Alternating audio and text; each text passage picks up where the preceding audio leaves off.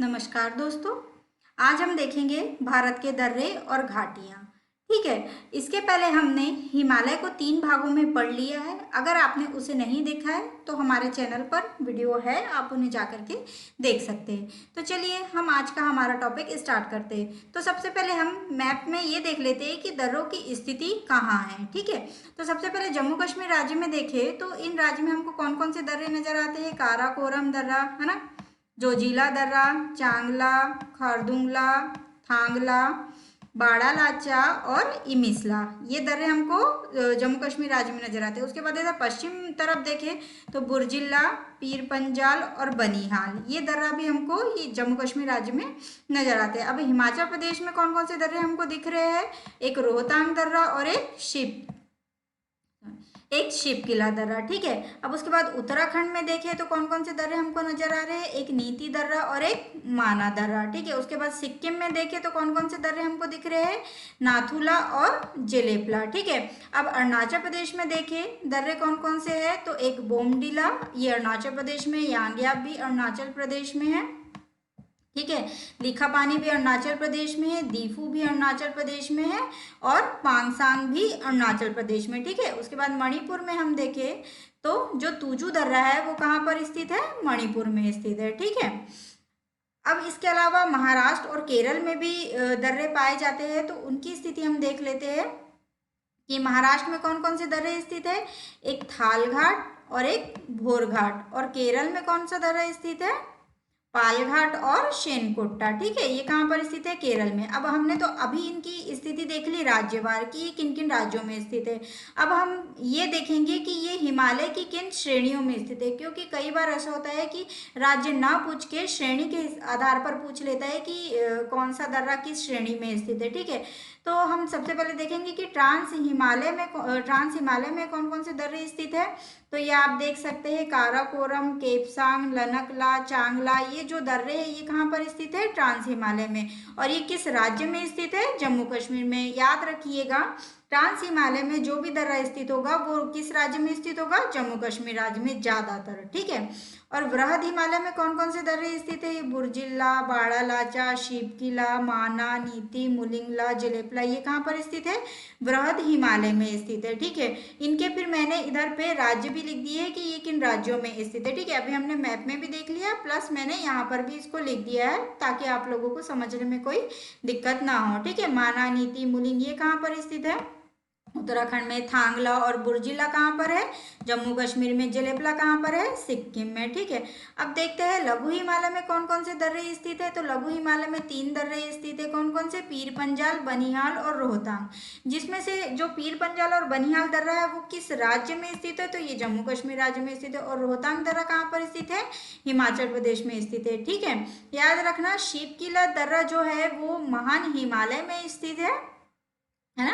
ये जो शिवकिला दर्रा है वो, शिवकिला और बाड़ालाचा कहाँ पर है, महान हिमालय में स्थित है, लेकिन ये हिमाचल प्रदेश में स्थित है। और रोहतांग दर्रा जो है वो लघु हिमालय में स्थित है, लेकिन हिमाचल प्रदेश में स्थित है। ठीक है। अब पूर्वी हिमालय में देखिए कौन कौन से दर्रे स्थित है। जो अरुणाचल प्रदेश में जितने पाए जाते हैं और मणिपुर, इनमें जो पाए जाएंगे वो जो दर्रे वो कहाँ पर होंगे, पूर्वी हिमालय में स्थित होंगे। ठीक है। जैसे बोमडिला, दीफू, पांगसांग, ये कहाँ पर स्थित है, अरुणाचल प्रदेश में। ठीक है। और जो तुजू दर्रा है वो कहाँ पर स्थित है, मणिपुर में। अब हम इन दर्रों के महत्व को समझते हैं कि इनका क्या महत्व है। ठीक है। या इनकी क्या विशेषताएं हैं। तो सबसे पहले हम देखते हैं काराकोरम दर्रा। काराकोरम दर्रा की विशेषता क्या है कि ये जो है ये लद्दाख क्षेत्र में स्थित है और काराकोरम पहाड़ियों के मध्य से स्थित है। और इसकी सबसे बड़ी विशेषता है ये है कि ये सबसे ऊंचा दर्रा है। ठीक है। भारत का सबसे ऊंचा दर्रा है। और ये जो दर्रा है यहाँ से यारकंद चीन में जो पड़ता है, तारिन बेसिन, ये भी मध्य एशिया चीन वाले क्षेत्र में पड़ता है। तो यहाँ से यहाँ के लिए इसका मार्ग जाता है, किससे, काराकोरम दर्रे से। ठीक है। अब आगे देखें जोजिला दर्रा के बारे में। तो जो जोजिला दर्रा है वो कहाँ पर स्थित है, जास्कर श्रेणी में स्थित है। इससे क्या है कि इसे श्रीनगर और लेह, कारगिल का मार्ग जाता है, किससे? जोजिला दर्रे से, ठीक है। और ये कहाँ पर स्थित है? जम्मू कश्मीर में स्थित है। अब बुर्जिल्ला दर्रा के बारे में देखें तो ये श्रीनगर को गिलगिट से जोड़ता है। कौन? बुर्जिल्ला दर्रा श्रीनगर को गिलगिट से जोड़ता है, ठीक है। और ये कश्मीर और मध्य एशिया के बीच आवागमन का पारंपरिक मार्ग है, यानी कि ये बहुत पहले से ये मार्ग चल रहा है, ठीक है। और ये जो दर्रा है ये पाकिस्तान और भारत, ठीक है, भारत और पाक के बीच नियंत्रण रेखा पर स्थित है, ठीक है। कौन सा दर्रा स्थित है? बुर्जिल्ला दर्रा। और बुर्जिल्ला दर्रा की एक विशेषता और है कि ये पीओके और भारत के कश्मीर घाटी को लद्दाख के देवसाई मैदान से जोड़ता है, ठीक है। कौन सा? बुर्जिल्ला दर्रा। अब पीर पंजाल दर्रे के बारे में देखें तो ये जम्मू कश्मीर के दक्षिण पश्चिम में स्थित है, ठीक है। कहाँ पर स्थित है? जम्मू कश्मीर के दक्षिण पश्चिम में स्थित है। और जो पीर पंजाल दर्रा है उससे कुलगांव से कोठी जाने का मार्ग गुजरता है, ठीक है। पीर पंजाल दर्रे से कहाँ जाने का मार्ग गुजरता है? कुलगांव से कोठी जाने का मार्ग गुजरता है। ये कहाँ पर स्थित है? जम्मू कश्मीर में, ठीक है। अब बनिहाल दर्रे के बारे में देखें तो ये जो बनिहाल दर्रा है वो पीर पंजाल श्रेणियों में स्थित है, ठीक है।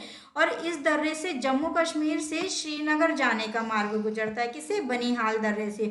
और जो जवाहर सुरंग है, ठीक है, जवाहर सुरंग कहाँ स्थित है? बनिहाल दर्रे में स्थित है। और आपने पढ़ा ही होगा जवाहर सुरंग की मतलब कितने किलोमीटर लंबी है? तो ये 2.85 किलोमीटर लंबी है, या मील के हिसाब से देखें तो 1.77 मील लंबी है। और ये लगभग 2194 मीटर की ऊंचाई पर स्थित है। कौन? जवाहर सुरंग, ठीक है। अब इसके बाद शिवकिला दर्रा के बारे में देखें तो जो शिवकिला दर्रा है वो जास्कर श्रेणी में स्थित है, ठीक है। हिमाचल प्रदेश में जास्कर श्रेणी में स्थित है। और ये क्या करता है? शिवकिला दर्रा शिमला को तिब्बत से जोड़ता है, ठीक है। और जो सतलज नदी है वो कहाँ से होकर भारत में प्रवेश करती है? तो शिवकिला दर्रे से होकर। सतलज नदी निकलती है मानसरोवर झील से तिब्बत के पास, ठीक है। और ये शिवकिला दर्रे से होकर हिमाचल प्रदेश या भारत में प्रवेश करती है। जब हम नदी तंत्र पढ़ेंगे तो इनको और विस्तार से हम पढ़ेंगे। अब देखते हैं रोहतांग दर्रा।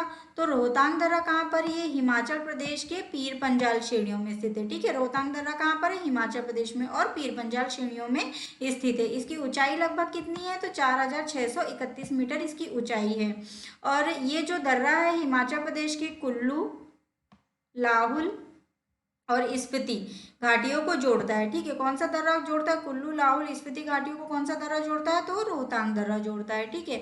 बाड़ालाचा दर्रा के बारे में देखें तो बाड़ालाचा दर्रा है ये भी हिमाचल प्रदेश में जास्कर पहाड़ियों में स्थित है। और ये लेह और मंडी के बीच का मार्ग बनाता है। कौन सा? बाड़ालाचा दर्रा। माना दर्रा के बारे में देखें तो माना दर्रा जो है उत्तराखंड के कुमायूं पहाड़ियों में स्थित है। नीति दर्रा भी उत्तराखंड की कुमायूं पहाड़ियों में स्थित है, ठीक है। नीति दर्रा की ऊंचाई कितनी है? 5390 मीटर है। और ठीक है, ये क्या करता है? नीति दर्रा उत्तराखंड को तिब्बत से जोड़ता है। अब उसके बाद लिपुलेख दर्रे के बारे में देखें। जो लिपुलेख दर्रा है वो भी उत्तराखंड के कुमाऊं श्रेणी में ही स्थित है। ये लिपुलेख दर्रे का महत्व इसलिए क्योंकि इससे मानसरोवर और कैलाश पर्वत जाने वाले जो यात्री होते हैं, तीर्थ यात्री होते हैं, वो इस दर्रे का ही उपयोग करते हैं। किस दर्रे का? लिपुलेख दर्रे का, ठीक है। ये कहाँ पर स्थित है? उत्तराखंड के कुमाऊं श्रेणी में। और ये भारत और चीन के बीच व्यापारिक मार्ग भी प्रदान करता है। कौन? लिपुलेख दर्रा, ठीक है। अब नाथुला दर्रा के बारे में देखिए तो नाथुला दर्रा कहाँ पर स्थित है? सिक्किम में। हमने ऊपर मैप में भी देखा था, है ना। ये सिक्किम में स्थित है। और ये डोंगकेकिया श्रेणी जो है सिक्किम में पड़ती है उसमें स्थित है, ठीक है।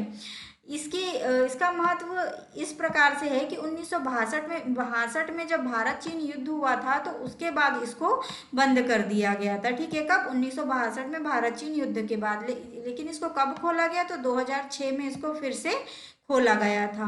और जो चुम्बी नदी है, ठीक है, चुम्बी नदी वो कहाँ से? इसी दर्रे से होकर बहती है। चुम्बी नदी कहाँ से बहती है? नाथुला दर्रे से होकर बहती है। अब डोंकिया दर्रे के बारे में बात करें तो ये भी सिक्किम राज्य में स्थित है, ठीक है। डोंकिया दर्रा कहाँ स्थित है? सिक्किम राज्य में स्थित है। और इस दर्रे के पास क्या है? चोलम झील स्थित है। चोलम झील जो काफी प्रसिद्ध है, ये कहाँ पर स्थित है? डोंकिया दर्रे के पास स्थित है। और डोंकिया दर्रा कहाँ पर स्थित है? सिक्किम में स्थित है, ठीक है। तो चोलम झील भी कहाँ पर स्थित है? सिक्किम में स्थित है। जलेपला दर्रे की बात करें तो ये भी सिक्किम में स्थित है। और ये नाथुला, जलेपला दार्जिलिंग और चुंबी घाटी से तिब्बत का मार्ग प्रदान करता है हमको, ठीक है। ये कौन कौन सा मार्ग प्रदान करता है? नाथुला, जेलेपला और चुंबी घाटी से हमको तिब्बत वाला मार्ग जो है ये हमको प्रदान करता है। कौन? जेलेपला दर्रा। बोमडिला दर्रा की विशेषता देखें तो ये अरुणाचल प्रदेश में स्थित है और ये तिब्बत की राजधानी जो अरुणाचल प्रदेश को है, ये क्या करता है कि अरुणाचल प्रदेश को तिब्बत की राजधानी क्या है? लहासा, इससे जोड़ता है। कौन? बोमडिला दर्रा, ठीक है। यांगियाब दर्रे के बारे में देखें तो ये भी अरुणाचल प्रदेश में स्थित है और यांगियाब दर्रे के पास से ब्रह्मपुत्र नदी भारत में प्रवेश करती है, ठीक है। तो ब्रह्मपुत्र नदी किस दर्रे से किस दर्रे के पास से भारत में प्रवेश करती है? तो यांगियाब दर्रे से ही भारत में प्रवेश करती है और ये चीन के लिए मार्ग भी प्रदान करता है, ठीक है। कौन सा? यांगियाब दर्रा। अब आगे देखें तो जो दीफू दर्रा है, दीफू दर्रा कहाँ पर स्थित है? ये भी अरुणाचल प्रदेश में स्थित है और ये म्यांमार और चीन की सीमा पर स्थित है, ठीक है। दीफू दर्रा कहाँ पर स्थित है? म्यांमार और चीन की सीमा पर स्थित है, अरुणाचल प्रदेश में, ठीक है। पांगसांग दर्रे के बारे में देखें तो ये भी अरुणाचल प्रदेश में, हमने ऊपर भी मैप में देखा था और यहाँ भी हम एक बार उसको पढ़ ले रहे हैं ताकि हमको चीज़ें याद हो जाए, ठीक है। तो ये कहाँ पर स्थित है? ये भी म्यांमार की सीमा पर स्थित है, कि अरुणाचल प्रदेश में म्यांमार की सीमा पर स्थित है। कौन सा? पांगसांग दर्रा। अब तुजू दर्रा हमने देखे थे, मणिपुर में एकमात्र दर्रा है। कौन सा? तुजू दर्रा, ठीक है। इस दर्रे से इम्फाल से तामू और म्यांमार जाने का मार्ग गुजरता है, ठीक है। कौन से दर्रे से? तुजू दर्रे से। अब उसके बाद हमने देखा था कि महाराष्ट्र में दो दर्रे हमने देखे थे। कौन कौन सा? एक थालघाट और एक भोरघाट। अब थालघाट दर्रे की क्या विशेषता है एक तो ये 583 मीटर ऊंचा है और ये महाराष्ट्र में पश्चिमी घाट की श्रेणियों में स्थित है। कौन सा? थालघाट दर्रा। ये दर्रा क्या है कि प्रायद्वीपीय भारत का मुख्य दर्रा है। कौन सा? थालघाट दर्रा। इससे क्या होता है कि बम्बई के लिए सड़क और रेल दोनों मार्ग जाता है, ठीक है। किससे? थालघाट दर्रे से। अब भोरघाट दर्रा भी पश्चिमी घाट की श्रेणियों में ही स्थित है और ये बम्बई से पुणे, है ना, ये बम्बई से पुणे को सड़क और रेल मार्ग प्रदान करता है, ठीक है। कौन सा दर्रा? भोरघाट दर्रा। अब केरल में भी हमने दो दर्रे देखे थे। कौन कौन सा देखे थे? एक पालघाट दर्रा देखे थे और एक शेनकोट्टा दर्रा देखे थे, ठीक है। तो जो ये पालघाट दर्रा है केरल में, अभी मैंने बताया इसकी ऊंचाई कितनी है? 305 मीटर है और ये नीलगिरी और अन्नामलाई की पहाड़ी के बीच स्थित है, ठीक है। जब हम इधर प्रायद्वीपीय भारत की जो है पहाड़ियाँ पढ़ेंगे तब इसको और अच्छे से समझेंगे कि किस तरीके से बीच में स्थित है। इनको मैप के माध्यम से हम समझेंगे, अभी सिर्फ हम इनको पढ़ लेते हैं, ठीक है। तो ये हमने देख लिया कि पालघाट दर्रा जो है वो नीलगिरी और अन्नामलाई पहाड़ी के बीच स्थित है और शेनकोट्टा दर्रा ये भी केरल में स्थित है और ये इलायची पहाड़ी पर अवस्थित है। कौन सा? शेनकोट्टा दर्रा। और ये क्या करता है? तमिलनाडु को केरल से जोड़ता है, ठीक है। अब देखिए बुरहानपुर दर्रा, ये मध्य प्रदेश में एकमात्र दर्रा है, ठीक है। बुरहानपुर दर्रा ये क्या करता है कि ये रेल और सड़क मार्ग दोनों प्रदान करता है, ठीक है। और ये कहाँ पर है? सतपुड़ा पहाड़ियों पर है, ठीक है, बुरहानपुर दर्रा। अब आगे हम भारत की घाटियों के बारे में पढ़ते हैं। दर्रे आप आई होप आप लोगों को समझ में आ गए होंगे, एक से दो बार आप देखोगे आपको समझ में आ जाएगा। दर्रों से क्वेश्चन आते हैं, या तो जोड़ी मिलाने दे देता है, या तो 3 दर्रे सही दे देगा, एक दर्रा गलत दे देगा, या 3 दर्रे गलत दे देगा, एक दर्रा सही दे देगा। कई बार राज्य के साथ पूछ लेगा और कई बार हिमालय श्रेणी के साथ पूछ लेगा। तो मैंने दोनों तरीके से आपको बता दिया है, समझा दिया है। किस दर्रे की क्या विशेषता है वो भी मैंने बता दिया है। कई बार किन्हीं दर्रे की पर्टिकुलर विशेषता भी पूछ लेता है। तो हमने तीनों तरीके से हमने इसको कंप्लीट करने का प्रयास किया है। तो आप लोग इसको 1 से 2 बार देखेंगे, आपको याद हो जाएगा। ज़्यादा हो तो आप इनको नोट कर लीजिए ताकि आपको दिक्कत ना हो बार बार एकदम वीडियो देखने की। जैसे भी आपको जिस चीज़ में भी आप कंफर्टेबल हो उस हिसाब से आप इसको तैयार कर सकते हैं, ठीक है। चाहे मैप हो चाहे लिख के हो, ठीक है। अब हम भारत की प्रमुख घाटियों के बारे में देखते हैं। घाटी से भी लगभग 1 से 2 क्वेश्चन आ जाते हैं कई बार, तो क्यों छोड़े इसको, हम इसको भी पढ़ लेते हैं, ठीक है। तो हम सबसे पहले देखेंगे कि जम्मू कश्मीर में कौन कौन सी घाटियाँ हैं, ठीक है। तो जो ये मुर्खा घाटी है वो कहाँ पर स्थित है? जम्मू कश्मीर में। ये 4 घाटियां जम्मू कश्मीर में, एक मुर्खा घाटी, कश्मीर घाटी, नुब्रा घाटी और सुरू घाटी। तो मुर्खा घाटी की क्या विशेषता है कि ये लद्दाख की प्रसिद्ध घाटी है, ठीक है, मुर्खा घाटी। और ये हेमिस राष्ट्रीय उद्यान हेतु मार्ग उपलब्ध कराती है। कौन सी? मुर्खा घाटी, ठीक है। जो ये हेमिस राष्ट्रीय उद्यान है ये लद्दाख में स्थित है, ठीक है। और ये सबसे ऊंचाई पर स्थित राष्ट्रीय उद्यान है। भारत का सबसे ऊंचाई पर स्थित राष्ट्रीय उद्यान कौन सा है? हेमिस राष्ट्रीय उद्यान। और यहाँ पर हिम तेंदुए पाए जाते हैं। इसकी विशेषता ये है कि यहाँ पर हिम तेंदुए पाए जाते हैं, ठीक है। अब देखिए कश्मीर घाटी कहाँ पर स्थित है, तो ये तो हमने देख लिया कि जम्मू कश्मीर में स्थित है ना। ये किन श्रेणियों के मध्य स्थित है? ये महान और पीर पंजाल श्रेणियों के मध्य स्थित है। कौन सी? कश्मीर घाटी। और जो बनिहाल दर्रा है ना, ये बनिहाल दर्रे द्वारा जम्मू से जुड़ी हुई है, ठीक है। कश्मीर घाटी क्या है? बनिहाल दर्रे के द्वारा जम्मू से जुड़ी हुई है। अब देखते हैं नुब्रा घाटी के बारे में। तो नुब्रा घाटी सियाचिन ग्लेशियर से जो नुब्रा नदी निकलती है उसी के द्वारा निर्मित की गई है, इसलिए इसका नाम नुब्रा घाटी है, ठीक है। सुरू घाटी है, तो जो सुरू घाटी है वो कारगिल कस्बे के लिए महत्व काफ़ी उसके लिए महत्व है इसका, सुरू घाटी का, ठीक है, कारगिल कस्बे के लिए। अब हिमाचल प्रदेश में देखिए कौन कौन सी घाटियां पाई जाती है। तो किन्नौर घाटी जो है वो हिमाचल प्रदेश में पाई जाती है। ये हिमाचल प्रदेश के उत्तर पूर्वी भाग में स्थित है, ठीक है, और तिब्बत की सीमा के पास में है। कौन सी? किन्नौर घाटी। कहाँ पर स्थित है? हिमाचल प्रदेश में। अभी हमने देख लिया जम्मू कश्मीर में 4 घाटियां स्थित है, आप इनको याद कर लेंगे, ठीक है। आगे देखते हैं हम पार्वती घाटी। पार्वती घाटी कहाँ पर स्थित है? ये भी हिमाचल प्रदेश में स्थित है, और ये हिमाचल प्रदेश में कुल्लू नामक स्थान पर स्थित है। ये यहाँ पे जो एक मणिकरण जो शहर है उसके लिए ये रास्ता प्रदान करती है। कौन सी? पार्वती घाटी, ठीक है। ये जो मणिकरण है यहाँ पर गर्म पानी के ये फव्वारों के लिए प्रसिद्ध है, ठीक है। और ये व्यास और पार्वती नदी के मध्य स्थित है। ये जो मणिकरण जो क्षेत्र है वो पार्वती और व्यास नदियों के मध्य स्थित है। इसका काफ़ी महत्व है धार्मिक स्तर पर देखें तो, कि कहा जाता है कि जैसे अगर किसी को चर्म रोग है या किसी प्रकार का रोग है वो इन पानी में नहा लेता है तो उसका रोग ठीक हो जाता है। इस तरीके की यहाँ की मान्यता है, ठीक है। अब देखते हैं हिमाचल प्रदेश में और कौन कौन सी घाटी है। तो सांगला घाटी है, इसको बसपा घाटी के नाम से भी जाना जाता है, ये भी हिमाचल प्रदेश में स्थित है, ठीक है। मालना जो घाटी है वो भी हिमाचल प्रदेश में स्थित है। इसको छोटा यूनान के रूप का नाम भी दिया गया है, या इस तरीके के नाम से ये प्रसिद्ध है, ठीक है। कुल्लू घाटी है, इसको देवताओं की घाटी बोला जाता है, ये भी हिमाचल प्रदेश में स्थित है। स्पीति घाटी, लाहुल घाटी। लाहुल घाटी जो है वो चंद्र और भागा जो 2 धाराओं में, चंद्रभागा नदी पहले 2 धाराओं में निकलती है ना, तो ये जो 2 धाराएं हैं ये नदियां कहाँ से प्रवाहित होती है? लाहुल घाटी से होकर प्रवाहित होती है, ठीक है। और कांगड़ा घाटी जो है यहाँ पर जो प्रसिद्ध स्थान है धर्मशाला, आप लोगों ने सुना ही होगा धर्मशाला का नाम, ठीक है। हिमाचल प्रदेश की जो शीतकालीन राजधानी भी है धर्मशाला, और यहाँ पे दलाई लामा का ये निवास स्थल भी रहा है, तो इसको इसलिए ये प्रसिद्ध है। कहाँ पर स्थित है धर्मशाला? तो कांगड़ा घाटी में। कांगड़ा घाटी कहाँ पर स्थित है? हिमाचल प्रदेश में, ठीक है। और ये जो कुल्लू घाटी, हम इसको देवताओं की घाटी बोला था, तो जो यहाँ पर क्या है कि जो रंग बिरंगे दशहरा वाला त्यौहार जो होता है वो मनाने के लिए बहुत प्रसिद्ध है। यहाँ पर रघुनाथ जी का मंदिर भी है, या इसको सिल्वर वैली के नाम से भी जाना जाता है। किसको? कुल्लू घाटी को, ठीक है। अब चंबा घाटी के बारे में बात करें तो चंबा घाटी भरमौर, डलहौजी और खज्जियार, ये जो प्रमुख पर्यटन स्थल है वो कहाँ पर स्थित है? चंबा घाटी में। ये तो हो गए हिमाचल प्रदेश की घाटी। अब उत्तराखंड की घाटियों के बारे में देखिए तो जो दून घाटी है ये कहाँ पर स्थित है? शिवालिक और लघु हिमालय के बीच में स्थित है, ठीक है। और जौहर घाटी जो है, जौहर घाटी को क्या बोला जाता है? मिलाम और गौरी गंगा घाटी भी बोला जाता है। ये कहाँ पर स्थित है? उत्तराखंड में। फूलों की घाटी, ये पूछा गया भी क्वेश्चन है काफ़ी बार, है ना, तो ये कहाँ पर स्थित है? उत्तराखंड के चामोली जिले में स्थित है, और 2004 में इसको बायोस्फीयर रिजर्व में शामिल किया गया था। किसको? फूलों की घाटी को, ठीक है।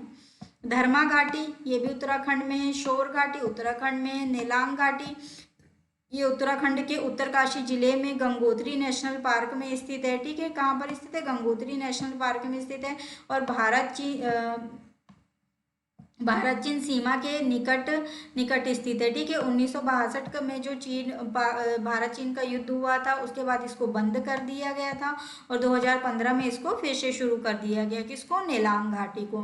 अब सिक्किम में पाई जाने वाली घाटी देखें तो कौन कौन सी है। एक चुंबी घाटी है, ठीक है, ये कहाँ पाई जाती है, सिक्किम में पाई जाती है। और ये क्या करती है कि ये भारत का सिक्किम वाला क्षेत्र, भूटान और चीन का तिब्बत वाला क्षेत्र, ठीक है, ये तीनों के मिलन बिंदु पर स्थित है। कौन सी, चुंबी घाटी, किन तीनों के मिलन बिंदु पर स्थित है, भारत, भूटान और चीन के। और डोकलाम जो क्षेत्र है वो इसी में स्थित है। डोकलाम कहाँ पर स्थित है, ये भूटान में स्थित है, ठीक है, डोकलाम कहाँ पर स्थित है, भूटान में स्थित है। अब आगे देखिए सिक्किम की और घाटियां हैं, तो ये यूथांग घाटी एक है, ठीक है।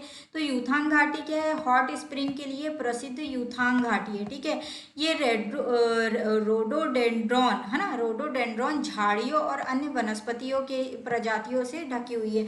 मतलब जो यूथांग घाटी है वो झाड़ियों और वनस्पतियों से ढकी हुई है। ये कहाँ पर पाई जाती है, सिक्किम में पाई जाती है। अब नागालैंड में पाई जाने वाली घाटी के बारे में देखिए, जो जूकू घाटी है वो कहाँ पर स्थित है, नागालैंड में स्थित है। यहाँ पर क्या है इसकी विशेषता कि जून और सितंबर का जो मंथ आता है उसमें ये जो घाटी है ये जंगली फूलों से ढक जाती है। मतलब ये घाटी पूरी तरीके से जंगली फूलों से ढक जाती है। उसके अलावा आंध्र प्रदेश में देखिए कौन सी घाटी है, तो आंध्र प्रदेश में अराकू नामक घाटी है, तमिलनाडु में कंबम नामक घाटी है, और केरल में शांत घाटी। इसको भी पूछा जा चुका है क्वेश्चन कई बार, कई राज्यों ने वनडे एग्जाम में ये पूछा गया है। तो ये किस लिए प्रसिद्ध है, जैव विविधता के लिए ये प्रसिद्ध है, और ये नीलगिरी की पहाड़ियों में स्थित है। कौन सी, शांत घाटी।